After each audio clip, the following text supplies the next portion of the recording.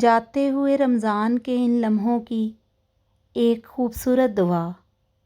حضرت عمر رضی اللہ تعالیٰ عنہ رمضان المبارک کے آخری عشرے میں سرور کائنات صلی اللہ علیہ وآلہ وسلم کے روضہ اقدس کی زیارت کے لیے گئے۔ وہاں روضہ کے سامنے ایک عرابی دیہاتی کھڑا دعا مانگ رہا تھا۔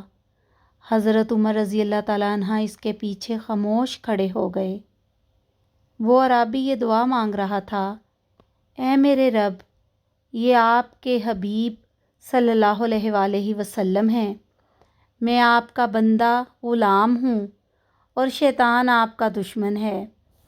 اے میرے رب، اگر آپ میری مغفرت کر دیں گے تو آپ کے حبیب صلی اللہ علیہ وآلہ وسلم خوش ہو جائیں گے اور آپ کا یہ بندہ کامیاب ہو جائے گا اور آپ کا دشمن غمگین اور ذلیل و خوار ہو جائے گا، اور اگر آپ نے میری مغفرت نہ فرمائی تو آپ کے حبیب صلی اللہ علیہ وآلہ وسلم پریشان ہو جائیں گے، دشمن خوش ہو جائے گا اور یہ بندہ ہلاک ہو جائے گا۔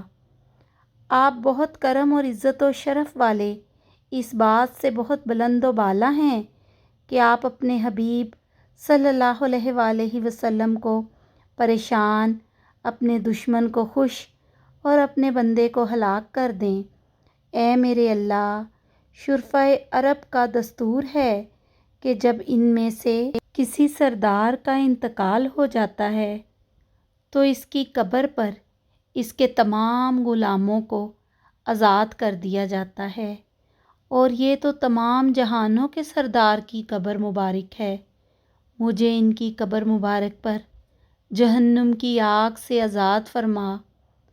حضرت عمر رضی اللہ تعالیٰ عنہ نے بھی اونچی آواز میں کہا، اے میرے رب، میں بھی یہی دعا مانگتا ہوں جو اس عرابی نے مانگی ہے، اور اتنے روئے کہ داڑھی مبارک آنسوؤں سے تر ہو گئی۔ اے ہمارے پروردگار، رب کریم، اب ہم بھی اس آخری عشرے میں یہی دعا کرتے ہیں جو اس عرابی رضی اللہ تعالیٰ عنہ نے کی تھی، کہ ہم سب اور ہمارے اہل و عیال کی، ہمارے تمام آباء و اجداد کی، ہمارے تمام رشتہ داروں اور ان تمام لوگوں جن کا ہم پر حق ہے کہ الغرض تمام مسلمین جو فوت ہو چکے ہیں اور جو زندہ ہیں کی گردنوں کو جہنم کی آگ سے آزاد فرما دے۔ آمین یا رب العالمین۔